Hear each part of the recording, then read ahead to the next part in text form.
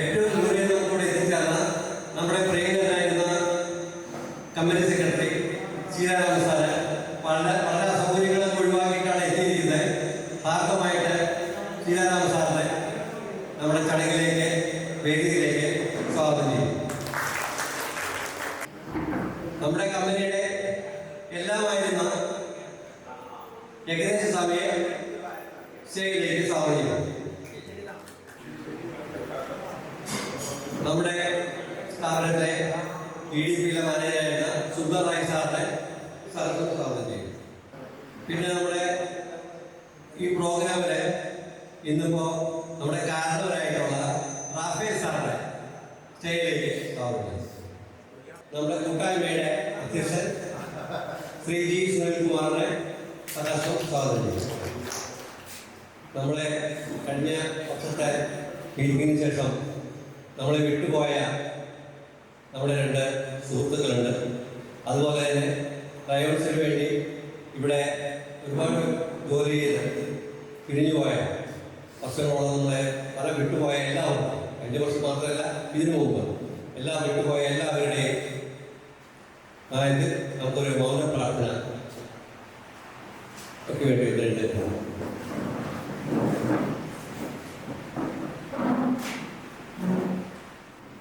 ഇതിൽ അനുശോചനം രേഖപ്പെടുത്താനായിട്ട് നമ്മുടെ പ്രദീപിനെ അനുസരിച്ചുള്ളൂ.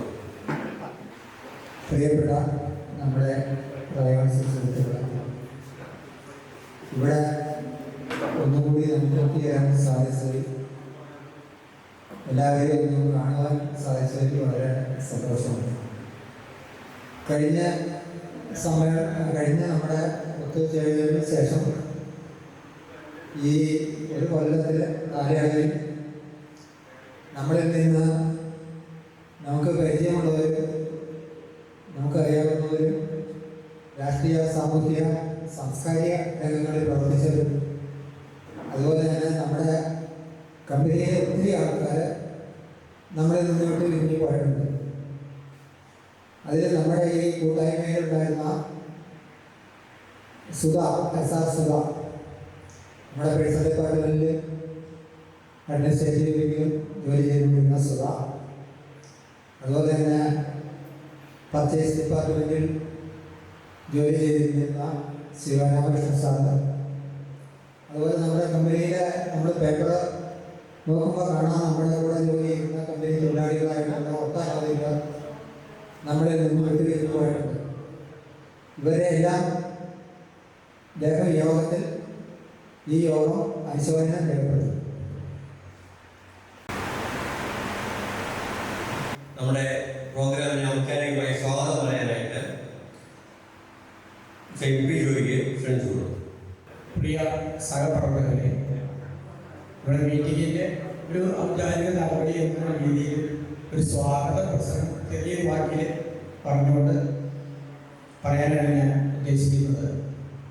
നമ്മുടെ ഈ സംഗമം ഇവിടെ ഈ പണിയായി നടത്തുന്നതിന് വേണ്ടി നമ്മൾക്ക് ഇവിടെ എത്തിച്ചേർന്നിരിക്കുന്ന സദസ്സിലിരിക്കുന്നവർക്കും വന്നിരിക്കുന്ന മെമ്പറുടെ സ്വാഗതം പറയുക എന്നുള്ളത് ചടങ്ങാണ്.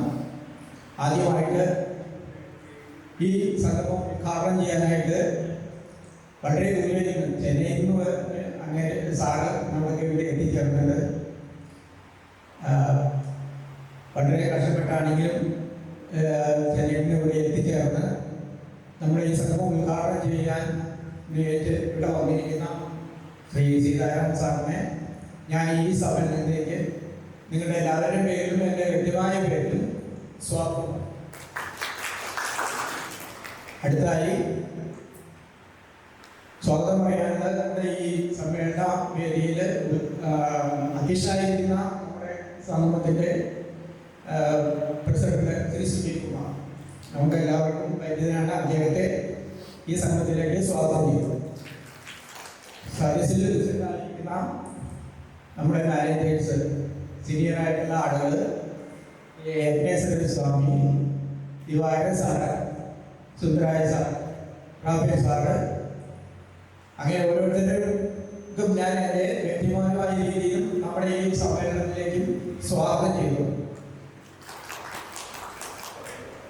നമ്മുടെ ഈ സംഭവം വളരെ വിജയപ്രദമാക്കുവാനായിട്ട് ഇവിടെ എത്തിച്ചേർന്നിരിക്കുന്ന നമ്മുടെ ഈ മെമ്പേഴ്സ് എല്ലാവർക്കും എൻ്റെ വ്യക്തിമായ രീതിയിലും ഈ കൂട്ടായ്മയുടെ സംഘാടക സമിതിക്ക് വേണ്ടി ഞാൻ സ്വാഗതം ആശംസിക്കുന്നു.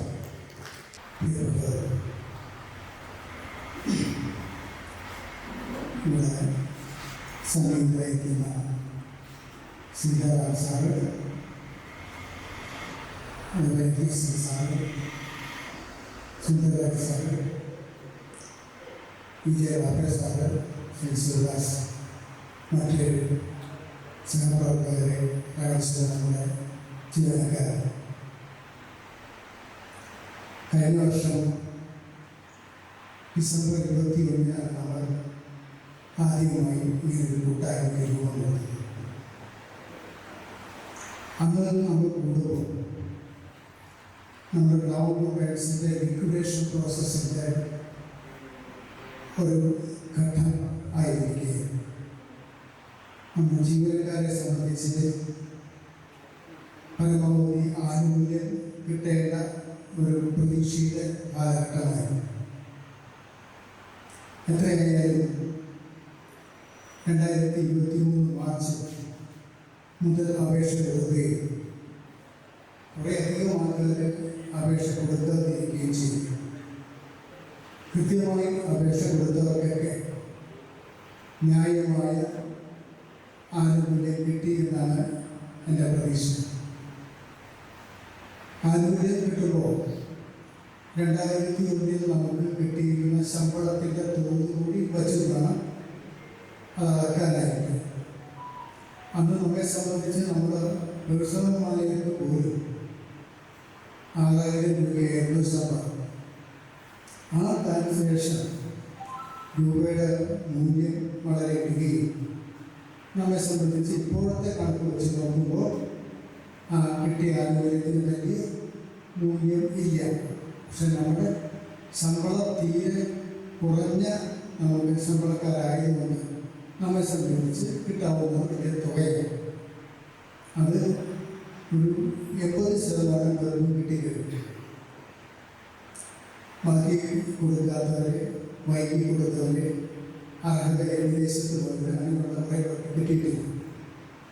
72 കോടി രൂപയ്ക്ക് ലാബോ റൈറ്റ്സിൻ്റെ സ്ഥാപന ജംഗമ സ്വത്തുക്കൾ ഈ പ്ലാനിന് കൃഷ്ണ വിറ്റപ്പോൾ നമ്മളെ പോലെ തന്നെ ഡെപ്റ്റേഴ്സ് ആനുകൂല്യം കിട്ടാനുള്ള പലരും അവിടെ ക്ലെയിം ചെയ്യുകയും ഇപ്പോൾ ഏറ്റവും അവസാനമായി 74 കോടി രൂപ പോലും തികയാത്ത അവസ്ഥയാണ്. ഞങ്ങൾ കഴിഞ്ഞ ദിവസം യൂണിയൻ്റെ പ്രവൃത്തികൾ ഇവിടെ കാലഘട്ടം നമ്മുടെ നാട്ടിൽ നവോറ ജീവനക്കാരെ ഇല്ലെങ്കിൽ ഇനിയും കുറച്ചുകൂടി ഇതിൻ്റെ ബാക്കി കിട്ടുമെന്നുള്ളൊരു വ്യാപകമായ പ്രചരണമാണ്.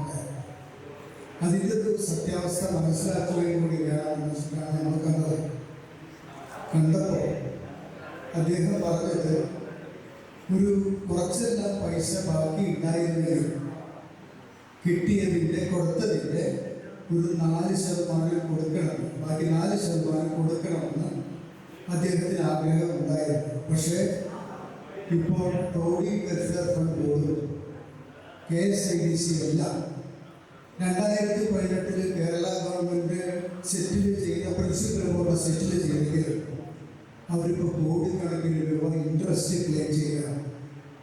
നിയമപരമായി അവർക്ക് ഇൻട്രസ്റ്റ് കൊടുക്കേണ്ടി വരും എന്നുള്ളതുകൊണ്ട് ഈ പൈസ അവർക്ക് കൊടുക്കേണ്ടി വരും.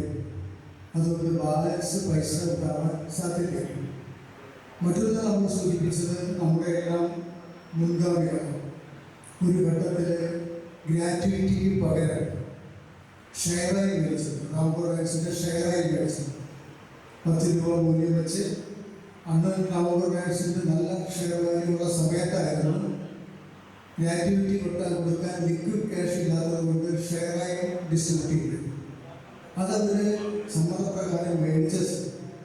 അപ്പോൾ ഗ്രാറ്റുവിറ്റി ഒരു സ്റ്റാറ്റ്യൂട്ടറി ആനുകൂല്യമാണ്, അത് കിട്ടേണ്ടതല്ലേ എന്ന് ചോദിച്ചപ്പോൾ ഷെയർ കൈപ്പറ്റിയപ്പോൾ കമ്പനിയുടെ ഷെയർ ഹോൾഡറും ഉടമസ്ഥരുമായതുകൊണ്ട് അവർക്ക് കിട്ടാൻ സാധ്യതയില്ല, നിയമപരമായി സാധ്യതയില്ല. ബാക്കി എല്ലാം കൊടുത്തുമാണ് കോർപ്പറേഷൻ ഷെയർ വാല്യൂ മൈനസ് രീതിയിലേക്ക് പോയതുകൊണ്ട് ബാധ്യതകൾ മാത്രമുള്ളതുകൊണ്ട് കിട്ടാൻ സാധ്യതയില്ല എന്നുള്ളതാണ് അറിയാൻ കഴിയുന്നത്. ചില ജീവനക്കാർ രണ്ടാമത്തെ അപേക്ഷ കൊടുക്കേണ്ട സമയമായിരുന്നു, എനിക്ക് 1.25 ലക്ഷം രൂപ കിട്ടുമെന്നാണ് പറഞ്ഞത്. ആരാ പറഞ്ഞു? അങ്ങനെ പറഞ്ഞു. വളരെ വിശ്വാസയോഗ്യമായ ആൾക്കാരാണ് പറഞ്ഞത്. എനിക്കറിയില്ല, ഞാൻ അറിയാതെ കൊടുക്കാൻ, ഞാൻ യൂണിയൻകാർ അറിയാതെ കിട്ടാൻ സാധ്യതയില്ല. ഞങ്ങളേതായാലും ലിക്വിഡേറ്ററെ കാണുന്നുണ്ട്, വസ്തുതകൾ നമുക്ക് അറിഞ്ഞിട്ട് പറയാം എന്നുള്ളത്. കിട്ടില്ല എന്ന് പറഞ്ഞാൽ നമ്മുടെ ചത്തുപോകും. ഞാൻ ഈ പ്രചരണം 1.25, 1.40 ലീവാക്കി കിട്ടും. ആ ഒരു പ്രചരണം തെറ്റായ പ്രചരണമാണ്. തീരെ there is no chance എന്നാണ് ഇവിടെ പറഞ്ഞത്. നമ്മളാരും അതിൻ്റെ പുറകെ പോയിട്ട് കാര്യമില്ല എന്നുള്ളതാണ് നമ്മൾ അറിയേണ്ടത്. പ്രത്യേകിച്ച് നമ്മളൊക്കെ അക്കൗണ്ട്സിനും പർച്ചേസിനും അഡ്മിനിസ്ട്രേറ്റീവ് ലെവലിലുള്ള ജീവനക്കാരും ഉദ്യോഗസ്ഥരുമായതുകൊണ്ട് നമ്മുടെ ഭാഗത്തുനിന്ന് ഉദ്യോഗസ്ഥരുടെ കാര്യത്തിൽ വരേണ്ട കാര്യമില്ല എന്നുള്ളതാണ് വ്യക്തിപരമായി എനിക്ക് പറയാനുള്ളത്. മറ്റൊന്ന്, നമ്മുടെ റൈവൽസിനെ ലിക്വിഡേറ്ററിൽ നിങ്ങൾക്ക് എല്ലാം അറിയാവുന്നതുപോലെ കഴിഞ്ഞ ഡിസംബർ 21 കൂടിയ യോഗത്തിൽ നമ്മളൊരു പ്രമേയം പാസ്സായി. റൈവൽസ് എന്നതിലേക്കും ഇല്ലാണ്ടാകുമ്പോൾ ആ പ്രൗഢിയും പെരുമയും എല്ലാം നിലനിർത്താൻ വേണ്ടി നമ്മൾ അതിലും മെച്ചപ്പെട്ട കാലഘട്ടത്തിനനുസൃതമായ വ്യാവസായികം വരണമെന്നും അങ്ങനെ വളർന്നു വരുന്ന തലമുറയ്ക്ക് ജോലി സാധ്യതകൾ ഉണ്ടാവാൻ പറ്റിയ എന്തെങ്കിലും സ്ഥാപനങ്ങൾ വരണമെന്ന് പറഞ്ഞ് നമ്മുടെ പ്രമേയം പാസ്സാക്കി. ആ പ്രമേയം നമ്മൾ ഗവൺമെൻറ്റിലേക്ക് വ്യവസായ വകുപ്പ് മന്ത്രിക്ക് കൊടുക്കുകയുണ്ടായി. അതുകൊണ്ട് മാത്രമല്ല, കേരള ഗവൺമെൻറ്റിൻ്റെ ഒരു നയപരമായ നിലപാട് എന്ന നിലയ്ക്ക് നോൺ പൊളിറ്റഡ് ആയിട്ടുള്ള സ്ഥാപനങ്ങൾ വരാനുള്ള സാധ്യതയുണ്ട്. 30 ഏക്കറാണ് കിൻഫ്രയ്ക്ക് കൈമാറി കിട്ടിയിട്ടുള്ളത്. ആ കിൻഫ്രയ്ക്ക് കൈമാറി കിട്ടിയ 30 ഏക്കർ കെയ്റ്റ്സ് ഇൻ്റർനാഷണൽ എന്ന് പറഞ്ഞാൽ ഇലക്ട്രോണിക് ഉൽപ്പന്നങ്ങൾ ഉൽപ്പാദിപ്പിക്കുന്ന സ്ഥാപനത്തിന്, ചിപ്സ് ഉൾപ്പെടെയുള്ള ഉൽപ്പാദിക്കുന്ന സ്ഥാപനത്തിന് കൈമാറിയിട്ടുണ്ട്. തീർച്ചയായും 2-3 വർഷങ്ങൾക്കുള്ളിൽ ഒരു ഇലക്ട്രോണിക് സിറ്റിയായി മാറാൻ സാധ്യതയുണ്ട്. നമുക്ക് വലിയ നഷ്ടബോധവും വിഷമവും റൈവൽസ് നമുക്ക് കിട്ടിയിരുന്നെങ്കിലും ഭാവി തലമുറയ്ക്ക് ഒരു തൊഴിൽ സാധ്യതയുള്ള പ്രദേശമായി റൈവൽസ് മാറാൻ കഴിയുമെന്നുള്ളതിൽ നമുക്ക് ചാരിതാർത്ഥ്യമുണ്ട്. നമ്മെ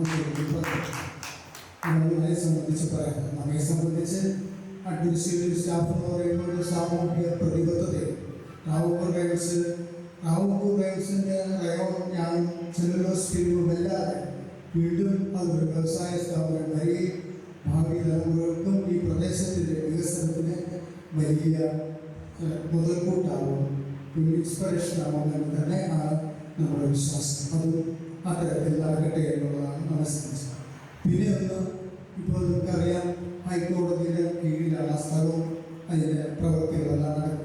കഴിഞ്ഞ ദിവസം ജോലി ഞങ്ങളെല്ലാം ലിക്വിഡേറ്ററെ കണ്ട് ഞങ്ങളെ സംബന്ധിച്ച് നമ്മൾ ഈ യോഗത്തിൻ്റെ ഇടയിൽ നമുക്കൊന്ന് നമ്മുടെ സ്ഥാപകനായ ബഹുമാനായ ചെട്ടിയാരുടെ പ്രതിമയ്ക്ക് മുന്നിൽ നമുക്ക് പോയി ഒരു ഫോട്ടോ എടുക്കണം, അതിനൊരു അവസരം തരണമെന്ന് പറഞ്ഞപ്പോൾ ലിക്വിഡേറ്റർ വളരെ അനുഭാവപൂർവ്വം പരിഗണിക്കുകയും അതിന് സാങ്ഷൻ തരികയും ചെയ്തിട്ടുണ്ട്.